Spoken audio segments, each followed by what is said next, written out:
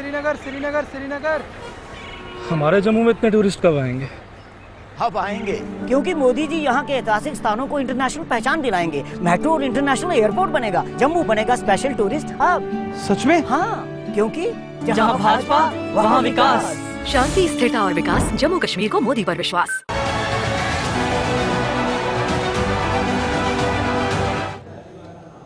Break के बाद दोबारा इस्तकबाल है आपका। आप इलेक्शन कवरेज 2024 इस वक्त देख रहे हैं और हम फाइनल स्टेज पर आ गए हैं, चूंकि सेकेंड फेज की पोलिंग पीसफुल कंक्लूड हो गई है और पीसफुल कंक्लूड होने के साथ ही हम उस पर टिप्पणी कर रहे हैं, उस पर तज्जिया कर रहे हैं, तबसरा ले रहे हैं और जानने की कोशिश कर रहे हैं कि जिन इलाकों के अंदर आज वोटिंग हुई है वहाँ के जर्नलिस्ट इस पूरे प्रोसेस को कैसे देखती हैं, सिविल सोसाइटी इसको कैसे देख रही है और आने वाले दिनों में जो 50 के आंकड़ा हमने पार किया है आगे होगा क्या। अब आगे बढ़ाते हैं जी। गांधरबल हमारे लिए बड़ा हाई प्रोफाइल है, हमारे लिए क्या पूरी मीडिया के लिए हाई प्रोफाइल है।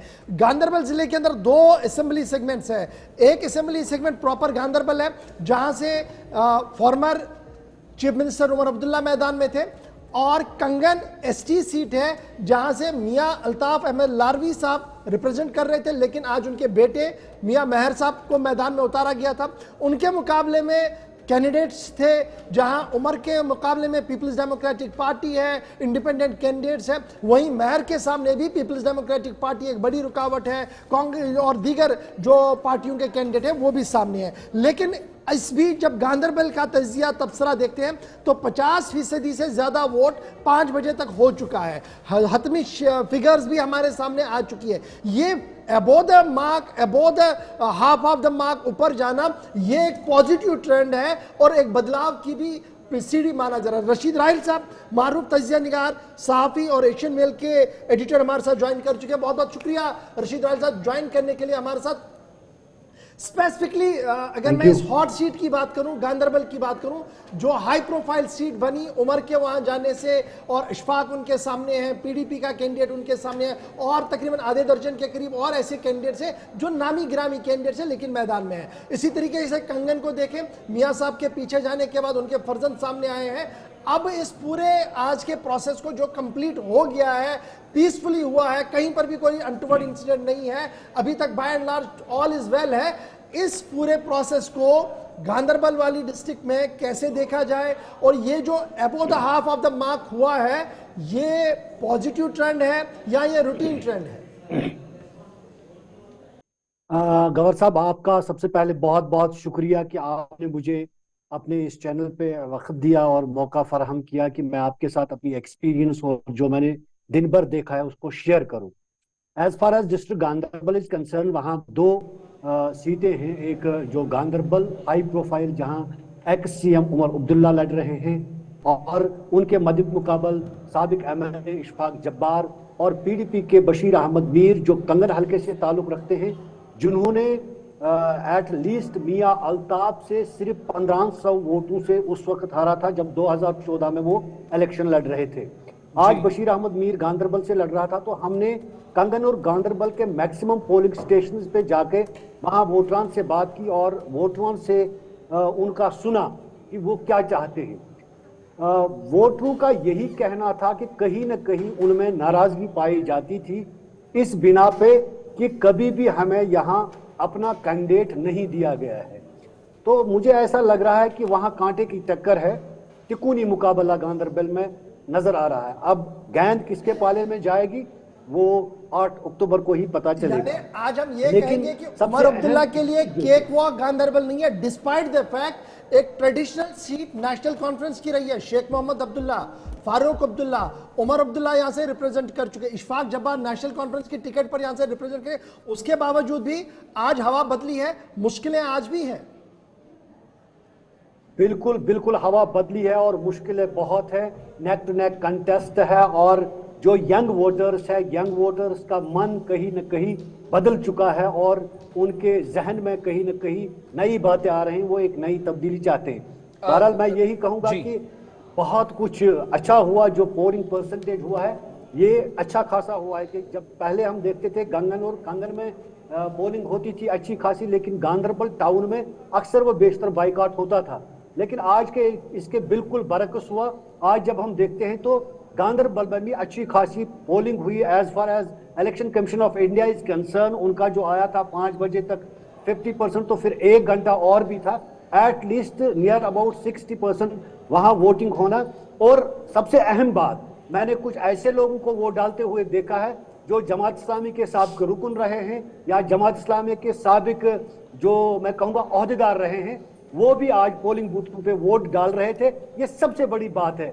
अब वो साइलेंट वोटर जो आज सड़कों पे बाहर निकला है, पोलिंग बूथों पे आ गया है, वो किस खाते में जाएगा वो अहम डिसाइड होगा, वही डिसाइड करेगा। माजी में ये देखा है ट्रेडिशनल। अच्छा, ये इससे पहले कि आसिफ आपसे ट्रेडिशनल वोटर्स के बारे में पूछे, फटाफट से मेहर अली के लिए क्या रास्ता आसान है? मियां अल्ताफ साहब के फर्जंद है, पसीना बहाया है इन दिनों, काफी तकरीरें की, रैलियां हुई हैं, एंड में वालिद साहब भी साथ थे, तो ये सीट भी बड़ी ट्रेडिशनल इसी घर की रही है। क्या अब की बार असासा बचेगा या कहीं और भी कुछ दिख रहा है आपको? आपका तजिया आज पूरे दिन का क्या है वहां पर? जो हमने कंगन में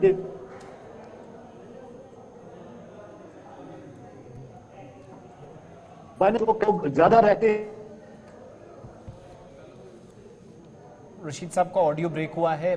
कोई आसानी नहीं, फिर भी जो मुझे वहां नजर आ गया, कहीं ना कहीं मियां अल्ताफ की जो ट्रेडिशन या उसके बाबा की जो सूफी मेहनत है या उसके दादा की जो मेहनत है, वो कहीं ना कहीं मियां मेहर अली को सपोर्ट करेगी और मुझे लगता है कि सीट पे अपना वो दबदबा कायम रख सकते हैं। अच्छा, ये जो ट्रेडिशनल वोट बैंक की आप बात कर रहे हैं, इस बार हमने एक एक्स्ट्रा फैक्टर देखा, नए लोग आए, नई पार्टियां, 2 पार्टियां तो डेब्यू कर रही थी। 1 मार्च 2020 को बनी, फिर 26 सितंबर 2022 को दूसरी बनी।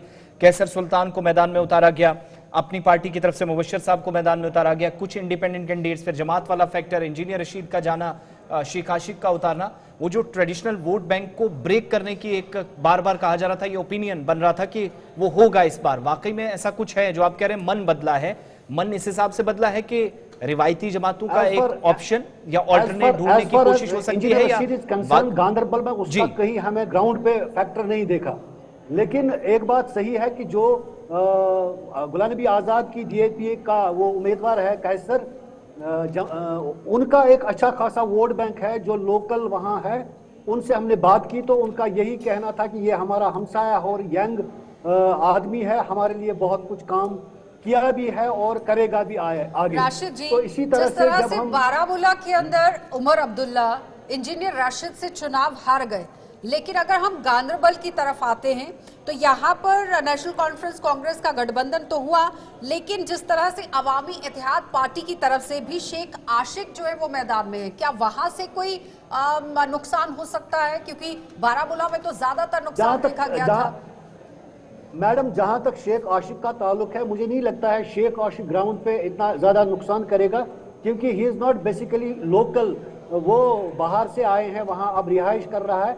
लेकिन सबसे अहम फैक्टर है इशफाक जब्बार, जो नेशनल कॉन्फ्रेंस का ही एक पिलर था और नेशनल कॉन्फ्रेंस से अलहदगी इख्तियार करके उन्होंने अपनी नई पार्टी बनाई।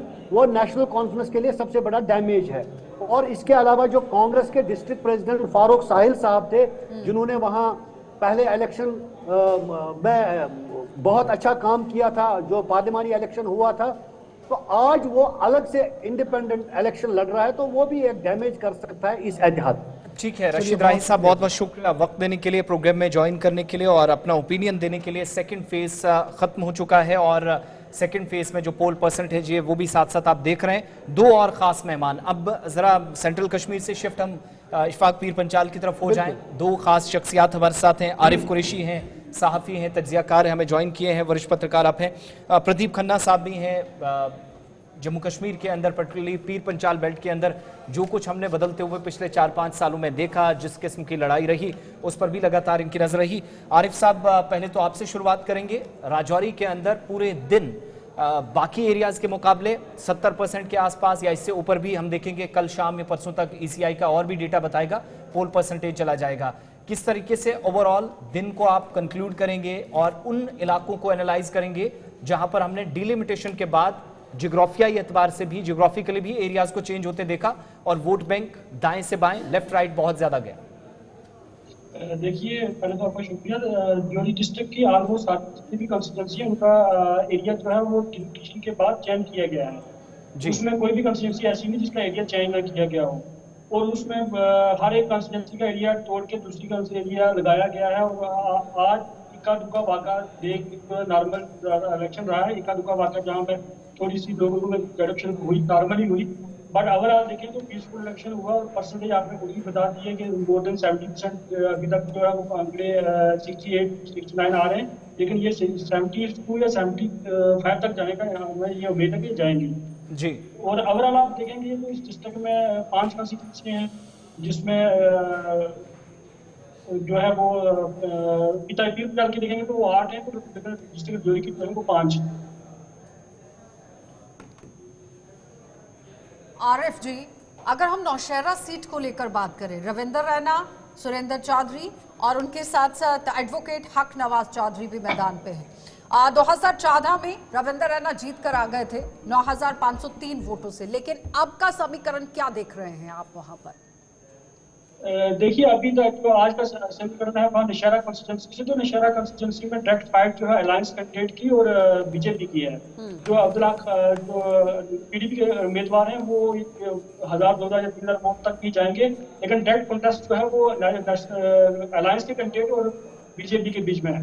और इस वक्त जो है कांटे की टक्कर वहाँ जो है मानी जा रही है। आरिफ कुरैशी साहब, बहुत बहुत शुक्रिया वक्त देने के लिए, हमारे साथ ज्वाइन करने के लिए। पीर पंचाल बेल्ट की जब बात हो रही है तो 2 डिस्ट्रिक्ट्स हैं, फिर रियासी के अंदर भी पोलिंग हुई है। प्रदीप खन्ना भी हमारे साथ इस वक्त ज्वाइन किए हैं और अहमद अयाज साहब भी ज्वाइन किए हैं दोनों प्रोविंसेस का, उनसे भी ज़रा विश्लेषण करेंगे, बात करेंगे। अयाज साहब, बहुत शुक्रिया वक्त देने के लिए। ओवरऑल पूरे दिन में पोल परसेंटेज और सारी चीज़ें हमने डिस्कस की हैं, कुछ एक एरियाज़ में कम, कुछ में ज़्यादा, लेकिन अगर मैं आपका पहला और इम्पॉर्टेंट ओपिनियन लूं सेकंड फेज को और फर्स्ट फेज को, कैसे आप कंक्लूड करते हैं? क्योंकि हाफ ऑफ डन 50% से ज्यादा सीटों पर पोल होना और आने वाली सरकार बनना या ना बनना, उसमें इनका रूल। इसमें बहुत सारी बात होगी कि फर्स्ट फेज को लेकर और सेकंड फेज को भी लेकर थोड़ा सी बात होगी कि हर एक ऑलमोस्ट हर एक इशू पर बात होगी। कुल मिला के जो हमको इस वक्त देखने को मिल रहा है वो ये है कि जी के एडमिनिस्ट्रेशन में, गवर्नर एडमिनिस्ट्रेशन में और इस दौरान जो भी मामला हुए, चाहे वो 370 को एब्रोगेट किया गया, 5J को विड्रॉ किया गया, या और मामला हो गए, अनएम्प्लॉयमेंट बढ़ गई, 10 साल के बाद इलेक्शन हो गए और वोटर्स जुट गए और एक्सेसिबिलिटी नहीं रही, ग्रीवेंस मामला हल करने के, लोगों के डायरेक्ट लोगों का हल करने के मामला की एक्सेसिबिलिटी नहीं रही, और ये एक वजह। और उसके साथ साथ जो रिवायती पॉलिटिकल पार्टीज है उनके साथ लोगों का बदजन होना, कि उनके साथ इतना ज्यादा उनकी सियासत से खुश नहीं होना, और शायद उन्हीं को जिम्मेदार ठहराया जाता है कि भाई जो भी इस वक्त हालात से दो चार है जम्मू कश्मीर में लोग, उन्हीं का वजह है। तो ये सारा कुल मिला के हम ये देख रहे हैं। हाँ, और साथ साथ स्टोन पेल्टिंग का जो इलेक्शन के दौरान अभी आजकल बंद होना या बंद ना होना, जो पहले हुआ करता था, एक सवाल का जवाब दीजिएगा। जिस तरह से राजौरी और पुंछ की हम बात करते हैं, जिसमें एक विक्टिम कार्ड के तौर पर बीजेपी पार्टी ने भी काम किया, जिसमें पहाड़ियों को एसटी का स्टेटस दिया गया, लेकिन क्या ये कार्ड कैश कर पाएगी बीजेपी? क्योंकि 8 सीटों पर ये पूरा खेल है, और इस बार आपने देखा कि स्टार कैंपेन के तौर पर रैली किस तरह से वहां पर हुई है।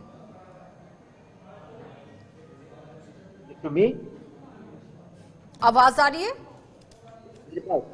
ये मेरे पास है सवाल। जी आप ही से पूछा है। मेरी आवाज जरूर है। हाँ। जरूर है, जो स्टेटस की बात है, जरूर है, जो स्टेटस की बात है वो बीजेपी के हक में जाएगी।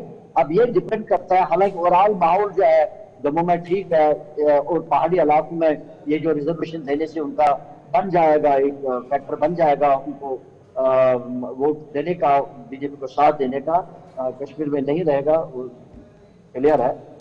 अलबत्ता ये इसके साथ ये देखने की बात है कि इसको मोबिलाइज कैसे करेंगे बीजेपी, इसको कैसे अपने फेवर में करेगी। हालांकि ये तो है, वेव बन सकते हैं उनके में इस फैक्टर का जरूर जाएगा फायदा उनको, लेकिन अभी डिपेंड करता है कि वो उसको कैसे अप्रोच कर लेते हैं इस बात को अपने तरीके से करने का।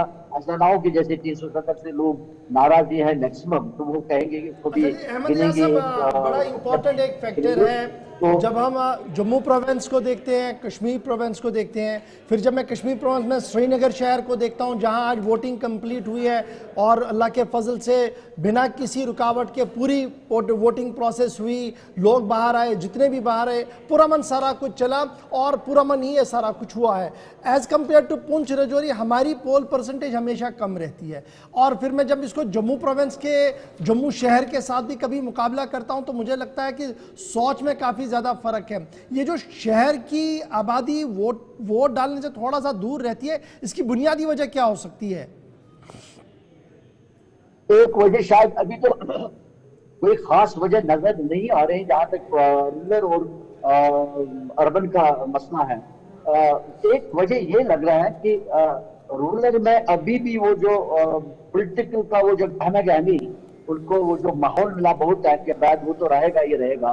तो अर्बन में शायद श्रीनगर में, शहरी श्रीनगर में, हालांकि अभी तो ये नहीं बता सकेगा कि कोई खास वजह रहेगी, लेकिन जो हमारा मानना है एक वजह ये हो रहा है जो रियायती सियासत के साथ लोग बदजन है, वो खुशनुज़न नहीं है उनके तय। वो चाहते हैं, वो शायद यही महसूस करते हैं कि हमारे जो हालात हैं जम्मू कश्मीर के, उसके लिए जो रिवायती सियासत है वही इसके जिम्मेदार है। मुझे लगता है कि वो पहली टीम है, क्योंकि ये जो अर्बन में लोग रहते हैं, शहरी श्रीनगर लोग रहते हैं। अच्छा, ये जो कुछ एनालिसिस मान रहे हैं कि ट्रस्ट डेफिसिट है, क्या अयाज अकबर साहब आप एक पैनलिस्ट हैं, आप नेशनल टीवीज पर डिबेट करते हैं, मुख्तलिफ पॉलिटिकल लीडर्स को सुने, क्या वाकई पार्टीज का ट्रस्ट डेफिसिट है श्रीनगर के अंदर कि लोग ज्यादा भरोसा नहीं कर रहे हैं, लेकिन जो निकल रहे हैं वो इसी बहाने निकल रहे हैं कि कल उनका मुस्तकबिल कहीं ना कहीं ठीक हो जाए?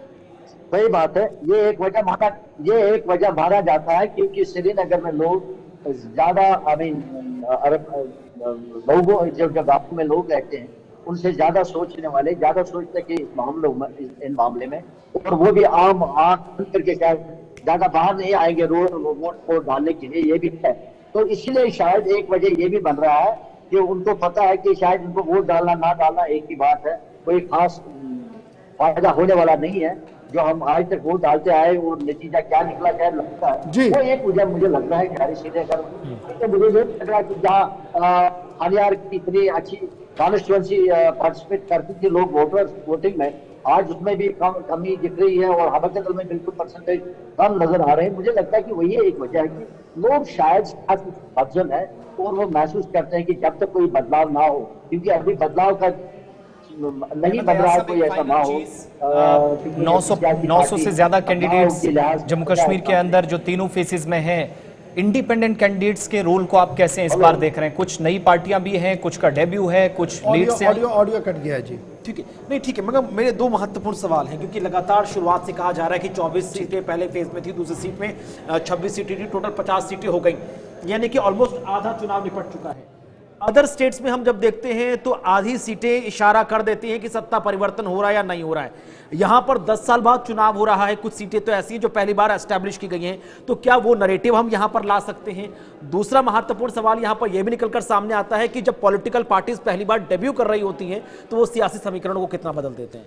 देखिए, वो पॉलिटिकल पार्टियां अगर मजबूत हो ग्राउंड पर तो वो ऑब्वियसली बदलाव ला सकती है, जो हमने ऑलरेडी देखा है रेस्ट ऑफ द इंडिया में। कुछ पार्टियां बनी और उन्होंने वेव ऑफ कर दिया सबको। यहाँ वैसी सिचुएशन नहीं है। हाँ, कुछ पॉकेट्स के अंदर ऐसा हो सकता है, लेकिन इसमें कोई डाउट नहीं है 90 में से 50 सीटें आपकी आज गई हैं, तो मेरे सामने पिक्चर क्या है? मैं आज भी कह रहा हूँ कि मेरे सामने ब्लर पिक्चर है। क्यों? जब आप इसको जम्मू कश्मीर यूनियन टेरिटरी को देखेंगे 90 सीट्स को, तो ये दो प्रोविंसेस में आपको देखनी पड़ेगी। एक प्रोविंस जो जम्मू प्रोविंस है, जो लखनपुर से शुरू होता है, बानिहाल की सरहदों तक आता है, और दूसरा जो टनल के उस पार आता है वो सारा आपको उड़ी और फिर आगे टंगडार तक दिखता है। और ये दोनों प्रोविंसेस को जब आप खंगाल कर देखते हैं तो ये सीधी सीधी बात है कि आप वन गो में इसको नहीं कह सकते। क्यों? कश्मीर प्रोविंस का पूरा वोट स्प्लिट है 3, 4, 5 पार्टियों के अंदर, यानी रीजनल पार्टियां जिनको आप कह रहे हैं, कश्मीर सेंट्रिक पार्टियां जिनको कह रहे हैं, national conference, people's democratic party, Jammu Kashmir Apni party, people's conference Apni party, और इस तरीके से छोटी बड़े बहुत सारी पार्टियां, और फिर इंडिपेंडेंट्स की एक अलग फौज है। एज कंपेयर टू जम्मू आइए, आपको सिर्फ इंडिपेंडेंट दिखेंगे। बड़ी पार्टियों में आपको कौन दिखेगा? भारतीय जनता पार्टी जो फुल फोर्स से चुनाव लड़ रही है, कांग्रेस जो अपने वापसी और कमबैक की फिराक में है, और फिर नेशनल पार्टियां एक जो है बीएसपी वो कहीं कहीं पर है, उनका ज्यादा असर यहां पर आपको नहीं दिखेगा। सो ये जो अब आने वाला फैक्टर है, थर्ड फैक्टर है, यही एक बड़ा गेम चेंजर होगा कि बीजेपी के पाले में क्या कुछ मिलेगा, क्योंकि यहां पर बराह रास्त मुकाबला बीजेपी वर्सेस कांग्रेस होगा। ठीक है, प्रदीप खन्ना जी भी हमारे साथ ज्वाइन किए हैं, बहुत बहुत शुक्रिया आपका ज्वाइन करने के लिए। जब हम सरकार बनाने और ना बनाने की बात प्रदीप साहब करते हैं, तो इस बार बहुत सारी रैलियों में कहा गया कि इस बार सरकार अगली जब बनेगी तो जम्मू का डिसाइड जम्मू से होगा, और जम्मू को भी डिफरेंट पार्ट्स में देखा गया। चिनाब वैली का भी जिक्र किया गया, प्रॉपर जम्मू वाले बेल्ट को भी देखा गया, लखनपुर से ऊपर शुरू करें तो जम्मू और उधमपुर तक, जबकि पीर पंचाल बेल्ट को भी इन 3 हिस्सों में से एक इंपॉर्टेंट प्लेयर के तौर पर देखा जा रहा है। अगर मैं ये पूछूं कि 2 डिस्ट्रिक्ट्स पर्टिकुलरली जिनकी 8 सीटें हैं, जिन पर जबरदस्त फोकस रहा,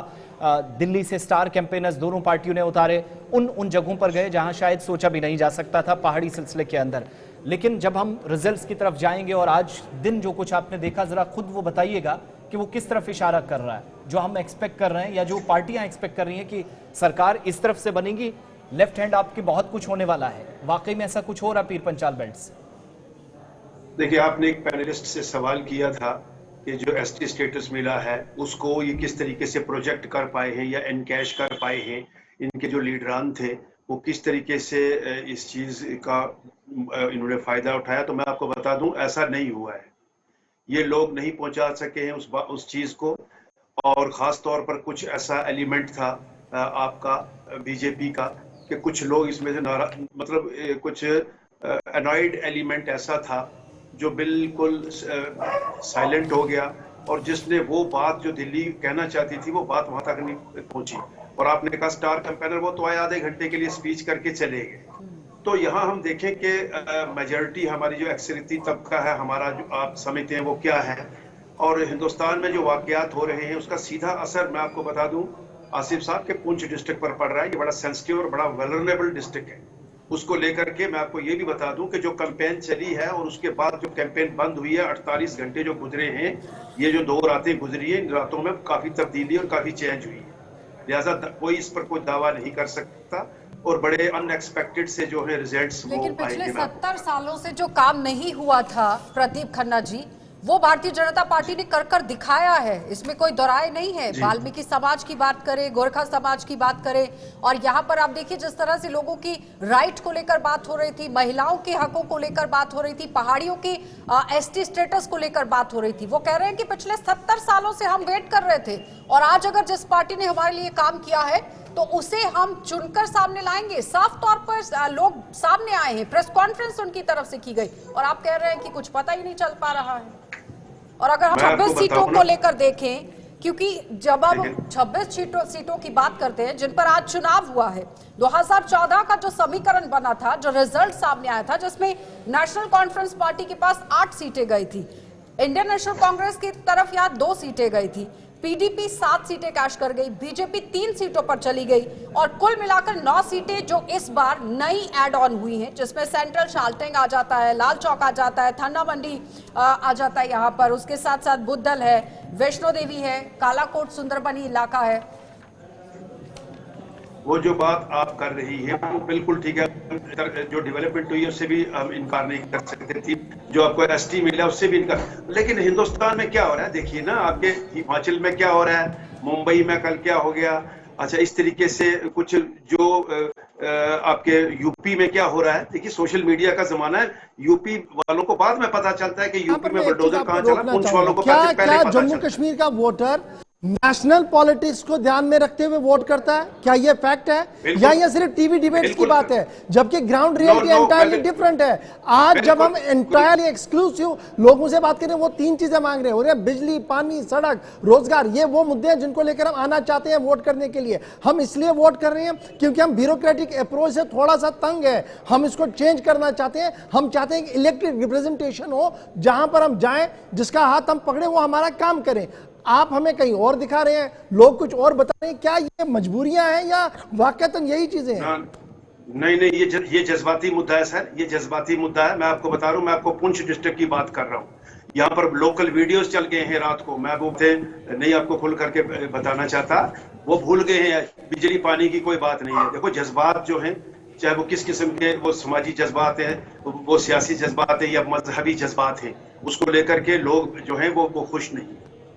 चलिए, बहुत बहुत शुक्रिया जी प्रदीप जी। फाइनल चीज, पूरे बेल्ट को कहा जाता है अक्सर कि यहां मुद्दों पर चुनाव नहीं होता था। इस बार मुद्दों पर भी बात हुई और कहा गया कि ये पॉजिटिव चेंज है कि डेवलपमेंटल एस्पेक्ट से लोग वोट देंगे। वो लास्ट में हुआ? मुझसे पूछ रहे हैं आप? जी जी, डेवलपमेंट के मुद्दों पर बात हुई है। ये कहा जाता था कि इस रीजन के अंदर कभी भी डेवलपमेंट की बात नहीं हुई, जात पात, धर्म और इन्हीं चीजों पर शायद लोग आमतौर पर वोट देते थे या भटकाया जाता था। क्या वो एक फैक्टर चेंज होता हुआ दिखाई दिया जिसकी तरफ हमने देखा? नहीं, बिल्कुल वही है, आज भी वही है, आज भी वही। और जब नतीजे जाएंगे आपके सामने, आपको पता चल जाएगा। ठीक है जी, बहुत बहुत बहुत शुक्रिया जी प्रदीप जी, बहुत शुक्रिया ज्वाइन करने के लिए। विद ड्यू रेस्पेक्ट, मैं प्रदीप जी की बात को इंडोर्स नहीं कर पाऊंगा। क्यों?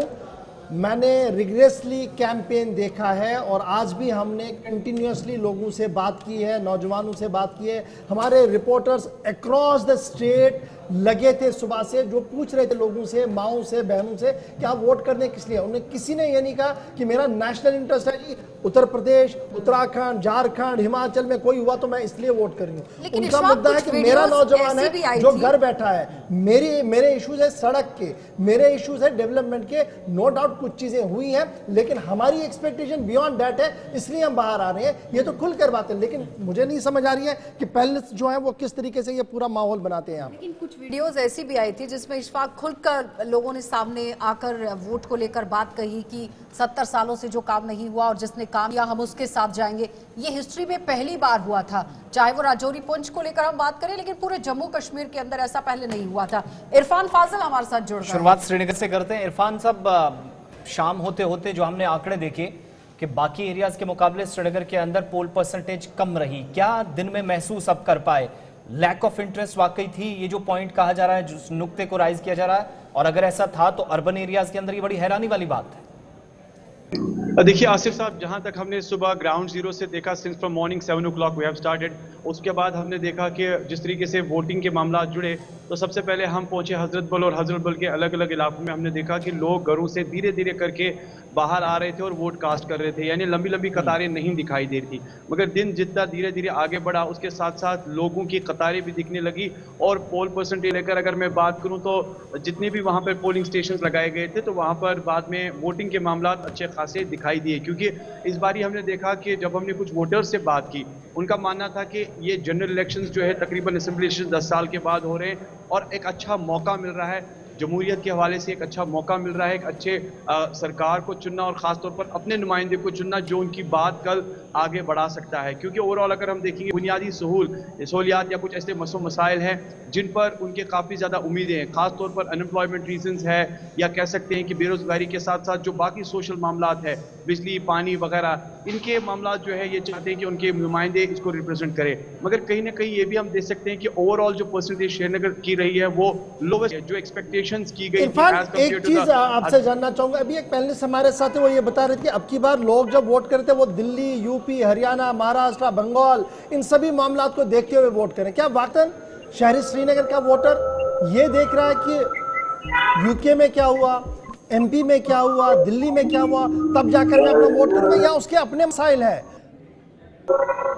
देखिए गवर साहब, अगर देखा जाए इस बारी वोटर के अपने मसाइल है, इस बारी वोटर का एक अलग विजन है, खासतौर पे वर्बल कमिटमेंट के ट्रांसपेरेंसी के साथ, क्योंकि एक लंबा गैप चला और उस गैप में उन्होंने काफी टाइम मिला उन्हें सोचने के लिए कि आखिरकार किस तरह की सरकार होनी चाहिए, क्या कुछ मामला हुए, जिस तरीके से उन्हें दावे बड़े बड़े किए जाते हैं बाद में उन दावों पर नहीं खरा उतरा जाता है। मगर मैं ये जरूर कह सकता हूँ बड़ा पीसफुल माहौल रहा। चलिए बहुत शुक्रिया आपका जो ज्वाइन करने के लिए। जरा आगे बढ़ते हैं, आकाश मलिक भी हमें ज्वाइन कर रहे हैं और उस इलाके से जहां पर दूर दराज इलाकों में उस बेल्ट के अंदर जहां 2 दिन पहले ही पोल पार्टीज भी रवाना कर दी गई थी और बड़ा मुश्किल इन एरियाज के अंदर कई बार चीजें मैनेज करना होता है, की गई। पुरअमन वोटिंग रही, शांतिपूर्वक ढंग से पूरे दिन ये पूरा प्रोसेस चला है। आकाश, ओवरऑल जिले के अंदर क्या माहौल रहा? आंकड़ों से कम ये पता चल पा रहा है कि लोगों ने वोट किया और बढ़ चढ़कर इस जमहूरियत के जश्न में उन्होंने शिरकत की है। 70% से ज्यादा वोट, खुद गवाही इस बात की है। जी आसिफ, मैं आपको बताता चलूँ, आज सुबह से ही जो है लंबी कतारें, जिस वक्त 7 बजे के करीब जब पोलिंग शुरू हुई, सुरनकोट की बात करें तो डिफरेंस इलाकों में हम गए तो काफी ज्यादा पोलिंग के हवाले से बात करें पिछले इलेक्शन से इस बार जो है पोलिंग परसेंटेज भी ज्यादा है। लेकिन कुछ वोटर्स से भी हमने बात की, कुछ मकामी लोगों से भी बात की, उनने जो है डेवलपमेंट को लेके वोट कास्ट किया। और बात करें सिक्योरिटी के हवाले से, यहाँ पे 78 और 73 कुछ हाइपर सेंसिटिव और कुछ सेंसिटिव पोलिंग स्टेशन रखे गए थे, लेकिन किसी भी पोलिंग स्टेशन पे इस तरह की कोई भी वारदात सामने नहीं आई। और एक बात जरूर देखने को मिली कि पूरे कलाई से लेकर कुशाना तक जितनी भी हमारी सुरनकोट कॉन्स्टिट्यूंसी है उसमें जो है पीसफुल तरीके से पोलिंग हो चुकी है। जी एक चीज और भी बताइएगा, जिन एरियाज के अंदर हमने देखा स्टार कैंपेनर्स को उतारा गया, वहां लोगों का रुझान क्या था? बेसिक जो इश्यूज थे, बिजली, पानी, सड़क, शिक्षा या हेल्थ इंफ्रास्ट्रक्चर को लेकर बातें काफी ज्यादा हम देखते थे कि सोशल मीडिया पर की जाती थी। आज जब वोट करने के लिए लोग आए थे, क्या वो चीजें जहन में थी या सिर्फ वो चंद बातें, ये जो अभी एक पैनलिस्ट हमारे कह रहे थे कि बाहर क्या माहौल है ये देखकर वोट डाला जाता है, लोकल इश्यूज को शायद साइडलाइन किया गया? इसकी बात की कुछ लोगों से भी, जिस तरीके से मैंने पहले भी कहा कि लोकल इशू को लेके ही जो है वहां पे भी बात हुई। कुछ लोगों से जब बात हुई उन्होंने कहा बेरोजगारी को लेके जो है बात हुई, लेकिन लोगों ने जो है मैंने ये कहा है कि डेवलपमेंट को लेके जो है वोट कास्ट कर रहे हैं। यहाँ से बहुत शुक्रिया आकाश हमारे साथ ज्वाइन करने के लिए, अपडेट करने के लिए। वक्त एक छोटे से ब्रेक का है, ब्रेक के उस पार वापस आएंगे तो हमारे साथ और भी संवाददाता ज्वाइन करेंगे और ये चूंकि पूरे दिन जो कुछ रहा वो कंक्लूड करके हम आपको बता रहे हैं परसेंटेज क्या रही, किस एरिया के अंदर किस तरीके से रहा। 1-2 एरियाज को छोड़कर पीर पंचाल बेल्ट में बाकी सारी जगहों पर पीसफुल एटमॉस्फेयर में वोटिंग हुई है, अच्छे तरीके से कंक्लूजन, और पोल पार्टीज वापस भी अपने अपने स्टेशन पर पहुंच रही हैं। छोटे से ब्रेक के बाद आपको चीफ इलेक्शन कमिश्नर की बात भी सुनाएंगे जिन्होंने गुलिस्तान न्यूज से और JK 24/7 न्यूज से बात की है, उनकी डिस्कशन, क्योंकि जम्मू कश्मीर चुनाव जम्मू कश्मीर के अंदर हुआ, जैसे शुरुआत में हमने कहा हरियाणा के अंदर और दिल्ली के अंदर भी जम्मू कश्मीर आज सुर्खियों में था। इस पर भी बात करेंगे ब्रेक के उस पार।